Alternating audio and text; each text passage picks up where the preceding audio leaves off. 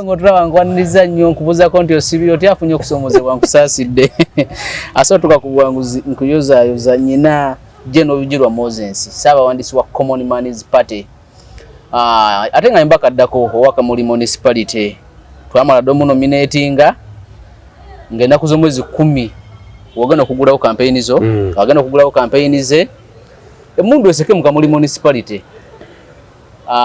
tulabikenga tumuyingiza mu lukiiko olukulu olw'eggwanga Jeno Bijirwa tukwaniriza buza abantu abatulaba abalungi ab'omu kutugwaffe guno MS Media mwebale nnyo mwebalire ddala twagala okubebaza okutugoberera buli mu kye tukola kye tuba tusobodde okusuulayo ku mpewo wano mu kiraba okutukati gw'amaanyi abantu bangi bagukolako reference wano locally regionally and internationally okay so twebaza mwenna abatubeereramu abantu bambeereramu mu nomination njagala okutwala omukisa guno okubeebaza mwebale nnyo mwebalire ddala abampa ssente ndi mu kugeneratinga list ey'abantu abampa ssente nja kujja ngisome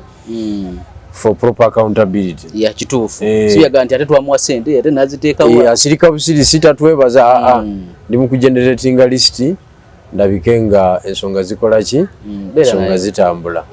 so njagala okubeebaza mweye mbeera wetuukidde wano nga ndi fule nominated candidate kubaka bwa parliament waka muri municipality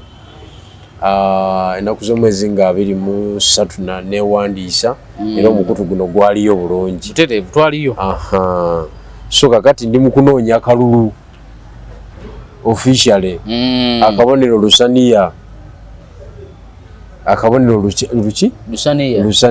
lusaniya walulaba engeri bali lutambulamu olusaniya ate kye nasinga ekirala okwewuunya otwavira ku nomination center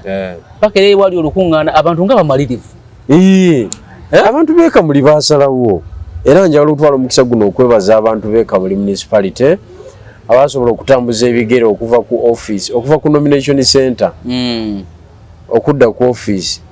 netuva ku office netugenda gye twakubalaale almost kilometer 5 abantu batambuza bigere ate mu kibuga nga mulimu omukolo omulala ate nga munene Goraitona Rebecca alitwala akadaaga gwalimu mu tawuni omwo naye abantu ne basalawo ne basigala naffe ne batambula naffe paka etwakuba omukolo otwatuuka ku venue njala okubeebaza obwesige mweyongedde okola ki okututeekamu tusimba mwanyi Common Man's Party tusimba mwanyi emwanyi tebagirirawo myezi 2 kakati gwoyinza okupapa nodda nogaaka olime ennyanya speed mbula okubanga ogenda kubalamu mangu waliwo enjawulo wakati w'emmwanyi n'ennyaanya kati mumuli ku mmwanyi tusimba mmwanyi egy'amaanyi kubanga ow'emmwanyi bw'atandika okunoga agula loole azimba ennyumba abaana aweerera diguli n'azambala mu lujjaawo kituufu okitegedde naye ng'omuti tagutemangawo nga gukyaliko ate ng'akyafuna ng'era akyaliira ddala luli nali mukyalo eyo emmoonyi zajjajja ze twanoganga dda ne kakati ng'akyazinoga okitegedde kakati tusimba mmwanyi Common Man's Party we are planning okufunza omuntu wa wansi ono afune ekibiina kye mwawangaalira okay so twagala okwebaza abantu abatulaga obuwagizi mu mbeera efaanagana bwetyo emikutu gy'amawulire gyonna egyatubeereramu njebaza MS Kwezi Media Extreme TV zaffe nga NBS mwebale nnyo mwebale ddala NTV mwatujjayo bulungi nnyo abantu ne bategeera nti ekamuli bulijjo waliwo kye tuzimba ekamuli kyo nze naliyo nalaba ate gwakajjayo mirundi 3 nakajjayo ndowooza tukomawo nga 10 nga 10 tukomawo atujja kujja nga 10 twagala kukola ki kutandika kusaba kalulu campaign ku campaign speed ku speed tewali kuzikiza abantu bategeera nigwe banaalonda ekibyayina abantu balina okumanya omubaka wa parliament owaka muri municipality alina kubeera atya sinza ku Uganda gye tulimu nakyo wabagamba nti Mbappe bamugula jaze zigulibwa buli kimu kigulibwa nze ndi Mbappe n'ebifaananyi bimukubiddwa wali abantu babigula ne babitwala immediately ye musambi ayongera value ku tiimu kituufu kuba kati nze bwemba nina award ya best political analyst mu ggwanga nga siri mu parliament kakati ate bwenyingira wali kitegeeza ate kijja na kusukka kigenda kumalayo so Mbappe okiwulidde kati abeekamuli tebalina kwemamaaza balina okwebeereramu mu kaseera kali akukuba akalulu sitaaki mambo hiyo balina okwebeereramu ensonga zitambule bulungi zitambule bulungi kubanga omuntu yesimbyewo is a super MP amalayo kati era bwe naba ngenda nga 10 ngenda kuwa profile yange mu introduction yange profile Jeno Bijirwa yani profile yange this is Jeno Bijirwa Moses okuva natandika paka kuolonga 10 kakati eyo profile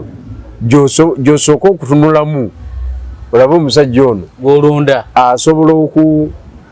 otukiikira mu parliament tasobola asobola okubbinkana ne tiimu endala bano gye banabaleesa abalala NRM gye nabeeresa mu lukiiko azitowa kyenkana ki mu byobufuzi ye mubaali mu kuvuganya nabo mulimu amusemberera nyombaka weyo kimanyi nti ze simumanyi toyinza mumanya era toli mumanya teri na TV yali egambyeeko nti oba online oba ki ate kati agambe ekyabantu tayina bonna abaliyo NRM nina NRM basatu bengenda ovuganya nabo bonna aba incumbents mu mbeera ez'enjawulo waliwo incumbent nga yaliyo ku bwMP wa independent naye NRM waliwo incumbent nga yaliyo ku bwa meya aliyo ku tiketi ye NRM kati yakomyewo ku bubaka waliwo incumbent wa flag ajina yagikwata luli nera yazemu n'agikola ki n'agikwata so I am going to fight 3 forces ezo ze forces eziri kuggwe NUP teriwo nnyo NUP eri mu azazi NUP bwenerwana ennyo ejja kukwata ekyokutaano kubanga n'amagye gaayo gonna gatawanyise era kwolwo ojja kuba olaba abakulembeze b'NUP nga boogera eri abantu ewuwo kulaleyo yes balabye ekituufu kinti waliwo omuntu era gwolina osindika wakati nze mbaka weka muli simumanyi gwenga munamawulire walimu mukamulinze wane effect yo candidate w'NUP wagirabamu sagiraba ne ku nomination sagira in fact Bijirwa wa Kamuli municipality nombako omukyalo owaka muli district bebakyakalanya kamuli fe issue bwetwagana ku nomination center nasanga aba NRM nenga batudde balinga manyo omuntu gwe babikidde ali awo ati abali balinze right honorable Rebecca boko batapinga amasanyalaze bali gwe balinze okiwulidde baagala nominating nga nominating nga webali kati abantu bali babiri bonna bakilaiminga allegiance ya right honorable Rebecca naga bano balalu bakikaki kati awagirani alekani okiwulidde nze nenga muwai nze ndi Jeno mu byobufuzi nze ngenze mu bataka kubanyonyola nebwe abataka go bategeera ne mu bine byaliwo BNUP wagamba kanziruke mangu mu bataka anze kangende mu bataka abalawe bagenze okugira mu bataka buli lwosalawo kati bamaze kuma flag eri bamaze kola batya abataka tibayinza kutegeera bagamba ono yeyagaliza bamaze kuma flaga nokufuwa ebyebigambo twala tulekemu naawe singa bagikuwadde irregularities eziriyo wali badde oziraba kati yenjawulo yaffe abamu ebintu ebimu twabirengera nga bukyakola ki nga bukyali netugaka tugende mu bataka ebyo bananyini buyinza kuzina ensonga kuba kati nze mbeera Kamuli nakati olwaleero bwe maliza barometer extra gye ngenda okiwulidde kati bwe mba mbeera Kamuli abantu b'e Kamuli bayinza okuva ku muntu gwe babeera naye bagere ne decision ye Kampala obayita basiru obeera wali mu camp David nziika okiwulidde bamanyi wensula nti waawo emotoka we baweeri bagamba omubaka waali okitegedde webafiirwa nze abaziika ebiina by'abakyala nze agendayo okitegedde kakati goyinza okubasuuza omubaka omuntu waabwe gwe bamanyi goliwo e Kampala ogendayo bugenzi mu myaka egi 5 ogendayo lumu naye gwe gy'osiiba nze gye nsiiba era nekikuleetera n'okukola pulogulaamu zino era bwe nzimaliriza nga nzirayo okitegedde waliwo nti kale bijjulo zinga yafuka domba kasinga yasalawo okujja e Makindye ewaakiri kituufu ekyo ayagala ewaabwe kituufu ekyo ewalala wonna abantu bonna bolaba e Makindye bajjuniya bange abaliyo olwaleero abo bolaba bonna bajjuniya bange ne vibe ey'ekibuga bebaga nti akasajja kalina vibe y'ekibuga awo tebaginsinza naye nze natekinga decision neŋŋamba no ffenna tunaddukira e Kampala sitwagenda agaziwa etya nenga nze kansigale e Busoga n'osigala nensigalayo era njagala okutegeeza nti ku luno Abasoga bagenda kumpa akalulu kuba olina ekyo babagamba nti nze sigenda sizze kufuna sente zizimba nyumba ngiyina motoka nzivuze emyaka kumpi gyonna amasuuti nga yina sina kisiina okati nze muzindika omukyala mulina n'empeta wuyo n'empeta yino njira nakati kweri siringa bano ebisajja ebyala ebigwenyufu ebikuweka empeta nze yange tevaako okiwulidde kakati njagala kukulaakulanya kitundu then okwamplifyinga struggle okujerevetinga parliament is a platform kituufu egenda okunyamba okwerevetinga ki olutalo luno lwetulimu olw'okuleeta enkyukakyuka mu ggwanga so kati bannakamuli ekintu kisigadde mu ngalo zaabwe bannakamuli njagala okubategeeza ekisooka tugenda kukola kampeyini y'ekisajja ekikulu etali ya kivubukavubuka kutunda birowoozo era mbadde nga mbagamba nti saagala kudda mu kalulu ka kivubuka kenali mu luli kutuuka wantu abantu beesolooza otuuse kati nina structures buli zooni ninako abantu aga buli zooni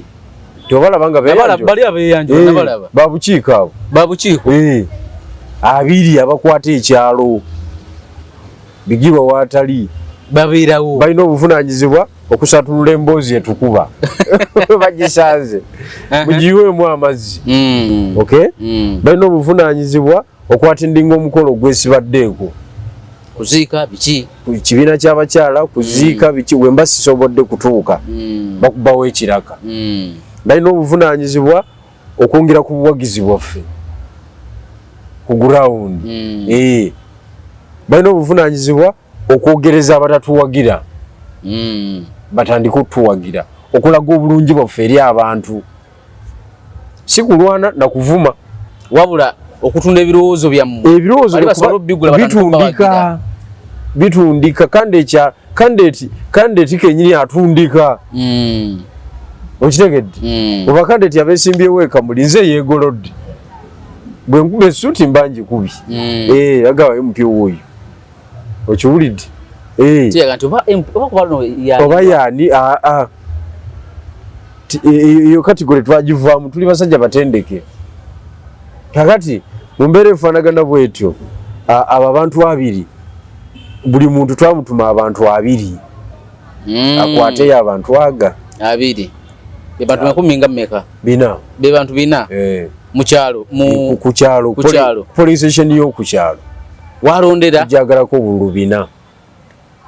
nga muri strategic nnyo twagala kuwangula ne tugamba nti kale kwa village kabatusuuzeyo 10 kakati 10 kabalemererwe tusigaze ebi buli polling station bwogikubako obululu 3 oba oli Kampala oba oli mu lukiiko oza tugenda kyukamu tudde wali ku kipande kiri tugende waliyo ngamba nti abantu 4 ku kyalo bwe weetaagako abantu 4 5 nibwe gafa manya nti osigazawo 3 5 yebawini na polling station 107 miruka 10 17 bayongeramu luli zaali 9 zaali 62 kati bayongeddemu so kitegeeza akalulu abantu balina kabala bwe bati akali siyagamba nti nkunganyiza wana abantu bayitirivu kweno ulaale olina obanga olina calculation ezo eno buli omu alina strategy ye simanyi mulimu ab'omuggundu abantu ne bakuŋŋaana nga bayite noga nkamazi kano olw'okuba oleesa abayimbi okiwulidde kati waliwo baoponenti bange babiri owa NRM n'owa NRM independent enkera waliwo bakola emiggundu ne baleeta pikipiki zino ezireekaana ne bavuga emmoloka bazigyeko zipampa biki bike balanze ekivulu kiri eri abayimbi bonna gye bali ne bafuna abantu b'omuswabaswaba abatinitini ne bagendayo naye nabo abagendayo ne balinda ekinaayogerwa kulaale ng'ate waliwo message nga tewali message n'emu era babagambirawo nti bano bigirwa abawangudde tebalina kye bagamba bantu kitegeeza bw'okuŋŋaanya abantu noteekateeka message ntuufu gy'onaawa abantu no omubaka yenna osaana kulonderwa ku nsonga based on issues okuwa akalulu okiwulidde goba ensonga zobadde oziika nnyo tubuulire ezo naye ositandiize ku ki nga nalabisa ekitoleko ng'agamba nti bagamba nti seeki talina kyatukoledde okujjako okuziika nagamba kale okuziika kwe muba mumanyira nga mumanyidde kuziika mumunonderawo mukuziika netugamba nti eyo kebeera ensonga yo ey'okuziika akaluba kakuwere ku ekyo naye netwagala kulonda muntu atalina nsonga tekiriyo jeno bujulanja tugende ku nsonga owaye gundi nga musambi wa mupiira gwa byabufuzi w'amaanyi Anita Among kuba mukulaba kwange yakubye NUP ndowooza kati ziringa 3-0 yabanyigamu candidate nga wa famire ne bamuwa tikiti nga amaze olemesa bali eri abalala ne bagamba nti bamuwambye n'avaayo n'aganze tebanakumpambako kati bano tebakola bakagula mundi cheke ku muntu gwe bagenda kuwa tikiti ne batuuka n'okuwa omuntu alina oluganda ku speaker wa parliament yaga ndinze famire yensuseeko pressure yeyansuseeko ne ngana nominatinga nekiwa Anita Among okuba legit mu kifo nga wano opposite andi kakati obutawala byabufuzi kibi nnyo noyagala okole ku lasiti oyinza okwagala okumaliriza ensonga nga tokyagisobola ne bali bateekateeka bali abalala ne babajjamu Anita Among bw'oyagala okulwana naye kati tosobola bamulwamu baloba bali balina kusitukira waliwe wasitukira butereevu kati tomusobola otawanira bwereere tayimu ye yeeno Anita Among nze namukwatirako singa bonna baasituka ne batamundekera bino tebyali baddewo kuba singa Mampaati twagakola ki twagamusala n'okufa kw'omugenzi Jacob Oulanyah bwe baali badde bakola replacement ya speaker substantively baali badde nga twateekawo embeera nga baleeta candidate mulala nga si ono eso oyo naye mu mwoyo gw'okwegwanyiza mu mwoyo gw'obutaagaliza mu mwoyo gw'effubitizi bandeka mu lutalo tebakuyambako wadde mukulwa wadde ne bail fee emiliyoni famire yange yagireeta obakuwa bail ne bagamba nti ya miliyoni twaviirayo miliyoni cash bail naye famire yange yazireeta ekibiina tekyasindika wadde balooya tebalooya batya ate oba tolese nomination fee I mean bail fee osoboleta balooya ate kakati oba olese looya sente za bail ziba zisinga amakulu mu eyo time wakitegeeza already bail granted naye obudde obwo twogera ku mobilizer wa Eastern mobilizer secretary for mobilization Eastern Uganda nali maze okwidentifying Anita nti tabeere musambi mwangu mu region wali okoza identification nga nze mutegedde naye nga kati tumukube nga bukyali mu kiseera ekyo yali akyali muganzi nnyo mu Nuupu nga alinayo abantu be nga muganzi nnyo ate n'okusinga ffe bannannyini Nuupu mu ekyo ekiseera naye amaliriza nkubye kitegeeza gwe olutalo walulimu wekka omuntu omu nkugambye nalulimu nzekka ku lw'ekibiina naye nga ndwana na sipiika second organ of the government.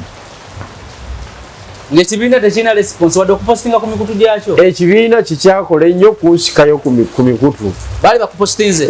ne babikuulayo. Ne babikuulayo nti omusajja tumuwa vibe. Kino ekyeyolekedde mu bino ebyebukedde tekiraga bulazi nti ekibiina kyandiba kirina bakandidate bekyawa tikiti nga si baabwe nga abantu balala babasindikayo obusindisi. Kati ekyo nedda. Naye ekyo bakandidates ba NUP teweetaaga kuba screeninga nnyo kubanga bo engeri gye baweebwamu zifulaga ya mancholo ag'enjawulo. Mulimu abaziweebwa because of their financial status gye bawaayo, mulimu abagiweebwa because of loyalty, mulimu abagiweebwa because of hatred. Bakyawo ono ne bawo ono. Kati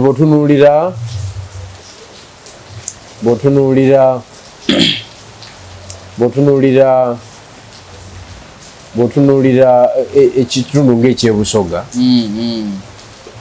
mulimu abami wa flag because bali suspected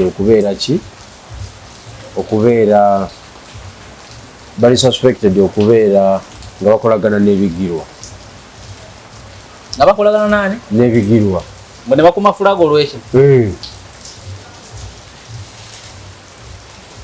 Incumbent Mulamba yagendera mu ekyo. Olafu nayo yekka. Anje eri okumutemako omuntu bamutemako olwekyo. Nti akolagana n'ebigirwa. Bijirwa tenga bamukyawa nnyo. Nkugamba. Baba balwanyisa ni bijirwa Museveni. Bali ebigenderwa byabwe nayo birala. Oli kubigirwa yekka. Nalaba laale gye baakubba emakindi. Baakuba laale emakindi. Meeting ey'ekitundu. Nga kuliko owekitiibwa Mulyanyama, ekitiibwa Zahara, owekitiibwa Nowe Lubaga, yani ono omubaka wa Lubaga South, Lubaga North Kawalya Abubeka Nasolo ngeri minedde zinawera Rade nga ebikonge byonna biri kwani bonna baali bakuba omuntu ogulu kwaga Elias. Era tewaliwo yavaawo nga yogedde ku Museveni nti mubi nnyo nga bakuba lukwago. Kakati abakulu tebakyagibwako adiifi kweyo ensonga. Interest zaabwe ziri mu bifo ebiwangulikika era n'amaanyi we gali okulwana. Yes, ebifo ebyo ebitonotono ebiwangulikika newali fokasi yaabwe. Kati ekyomuntu ono okubanyiga mu candidate waliwo abalabye obunafu andi kakati bali desperate nnyo ku nsonga ya candidate waawa w'Obukedya. Kakati oli ye kyeyakola n'amubawa ano kawanike wali waggulu n'amubawa candidate naye nga we strategically tubikola nnyo ebyo. Tubikola nnyo ebyo n'onyigamu candidate tutwaliko mu kalulu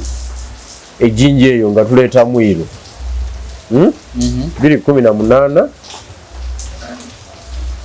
I think 2018 nga gwakaawo naye nga mulesi tulinamu candidate owaffe nga munyizeemu bunyizi nga tumunyizeemu lwa nsonga eki to have a uniform DDR form. Nti DDR form yoono ng'efaanagana ne yoono kubanga akalulu k'ejjinja ebbanga lyonna kabeera determined by staffing kulasiti. Ndowooza ate kiki ejjinja kyanjawuloko n'ekibiina ky'ebyobufuzi osunsula candidate. Andi kakati nkuwadde reference nti oli asobola obanyigamu epeesa lyaki naddala nga muli desperate kati ani teyabanyizeemu candidate nga tebalina na intelligence. Naye bagamba bagenda ku gurawundi kati oli wabuuliza nti verifyinga. Kati ate ebyo bikola ebyo tebikola naawe ebyoku gurawundi bikolawa. Oza abantu abafuna zifulaga bonna basinza gurawundi bwe tulaba muwanga Kivumbi babatwala kaguddeyo yakubya na lukungana bambi nga amaze nomination ni ground search tebagikola bandi babagikola nasinga tebiriyo naawe ebya ground tebiriyo tegeza nite ye yazanyenga munabya bufuzi ali strategic bwa ino zanye exactly banyige mu candidate bamwendosinge akole tactical withdraw osigale anoppose ngo mukugu bwaba yazanyisiza bukugu waye tayagala kuvuganyizibwa agala kivuganga boss kati agala concentratinga kulubwa abalala kubaye agala koma okubwa speaker ayina bayagala okuwa kumanyi kati ayagala mu parliament aba ina watandikira bano kumuwa akaluko wa speaker dike wali olutalo olusuubirwa olwanita Amonge ne Robert Mao luyinza okujjawo lugenda kuzuuzumba Robert Mao naye yesibye kuba MP wali yagenze kuba MP oba peche anajja ddukidde kati azo kwagala ba speaker kirowoozebwa nti ate kiri ku plani y'omukulu ono jajja Anita Amonge ayiwawo omubiri gwonna kakati kubanga jjukira ensamba ya Anita bali bananyini kintu ate bajekengera dda aggressiveness egirimu si ya bulijjo ayinza oyiwa ekintu kyabwe kati balina omutema amagulu nga bukyali naye si wakakati naye kati bamutemesa omuntu nga naye yenyini alabikako nga gumidde kati olutalo lulindo olwo lugenda kuzuuzumba oza nokulaba nga Robert Mao ogenda kuwa MP basindise musindike nawe agenda osooka ofuna obwa MP ezimu ku requirement z'okubeera speaker nasooka kubeera MP kituufu ate kati ex-official yinza ex-official ebirungo tebigwayo olina kuba nga oli mulonde w'abantu ebirungo tebigwayo okubeera ex-official wadde ng'oli minisita kati atukugendeko akokolo manyi wangamba waziika gwomu ku baziika Obote awo Kyagulanyi we yabadde gwomu kubatuukawo mwe tebaba banyiigira nnyo tebaba bakuba nnyo misumaali genda kuziika Obote tebaba bakuba misumaali mmwe ate ng'otukuba otya emisumaali kuba ndabira Kyagulanyi ye yagenze bugenzi ku ntaana ne bamutandikako anti yagifudde activity yabadde nga akoze ekyakabi activity y'olunaku yengeri gyadde agivugamu nojjukubira saluti biki ebyo okiwulidde naye kati twagenda kuziika statesman twagenda kuziika statesman kubanga Milton Obote ne politics we yali teyewalika butamuziika ku politician obudde wali nani wali ne Haji era mwagana ne Haji naine Haji Sebaggala era wali ku ntaana awo twatuukawo abantu 9 ffekka nga nawe muuli bulungi nnyo kati abantu balina okwogerako mu bintu bya Milton Obote n'okufa kwe ba mirundi ebiri Haji Sebaggala omuganda okugenda okuziika Ibiro Moses nze yakiikirira Busoga yonna temwali Busoga yatuuka wali ku bantu 9 then ebyakolebwa afutanga okuziika kuwedde ebyakolebwa General Museveni kubanga yazimba entaana eyo ono kwe yabadde n'azimbawo n'ennyumba ey'amakaawo Obote yali tazimbyewo waliwo akayumbayumba tekategerekeka kwati yali mubbi ye yaweerezanga abantu betali ku ebyo mu nkwate zino ne zino ngende nzimba yali mubbi n'atakoma ku ekyo najja Kololo Mama Miria n'amuddiza Kololo era Mama Miria yesulira Kololo nga Lord former first lady n'akwata UPC n'agiddiza n'agiwa mutabanyi w'omugenzi Jima Akena Obote Foundation erimu properties mpitirivu mu industry yeyo waliyo properties nawo walala it's a big project nabikwasa akena nabanga UPC nerango sub-region jaja ajimaze nemudda wano bweti jaja yete yazika muntu nakulo okuziika ate jaja tomumanyi tayagala kutunula mu ntaana oba omulogo we yamugamba atya tomuza mu ebyo byonna mubyogera naye bituuka mu byomutunuza mu ntaana tagendayo so kati ekikubi ono lwakuba nti yagifudde activity ya byabufuzi so biki gye yakozaawo mu kulabako nowandi kakati ekisooka fitina ya Buganda ne Lango eri yansikirano tesobola kuvaawo kakati weba tesobola kuvaawo bw'oba oli mu presidential campaign ng'ekitundu kyovaamu kyekina majority ekitundu kyovaamu opposition weina okusibuka oba ogenda up country gyotalina na buwagizi olina okubeera very careful and tactical okusigaza bano okusigaza abeeno kuba basinga obungi kati yabadde tactfully teyabadde n'olwabagana nti ono ayagala bwa president wa Uganda kukwata Uganda yonna wamu bino ebyokusosola ebyo ebyaliwo ebyo ne biggwa tetujja kubeera ku ekyo tebiriyo naawe wano abantu naye bakioperatingira mu bases zaabwe osanga ofiisi abasoga nga bagiwamba era oluwulira nga lwe lutambulaawo tewaba na luzungu osanga abalaalo nga be bali awo era nga balukoleeza nogamba kimbweno ati kino okiwulidde bw'osanga bano bannaffe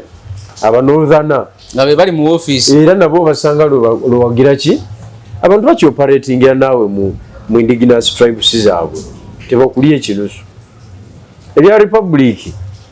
bikyali muki mumbu tebinanywera ku ground ebya republic ne kati abamubalidde bali tebamubalidde byafaayo byonna aliwo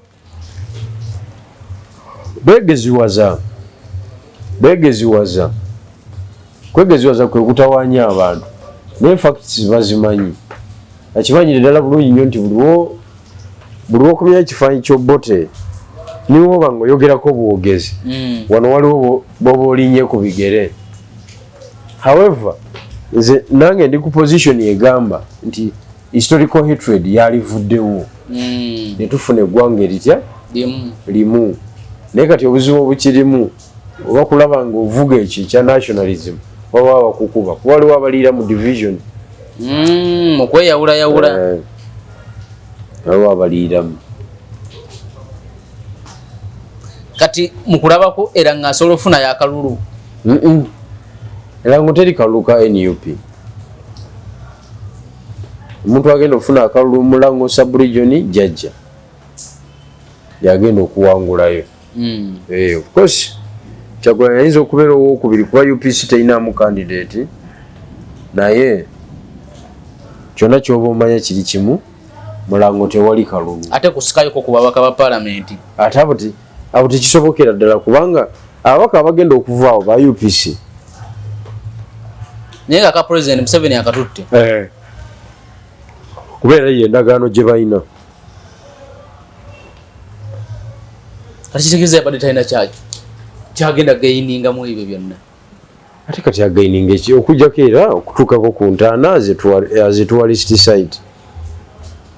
kulambula kyekyokka tosobola asobola nga bali tatuukangawo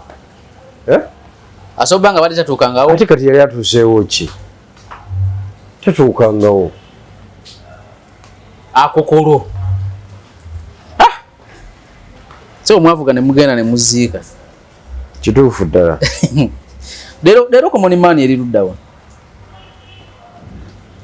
Common Man's Party eri ekyali mu Western Uganda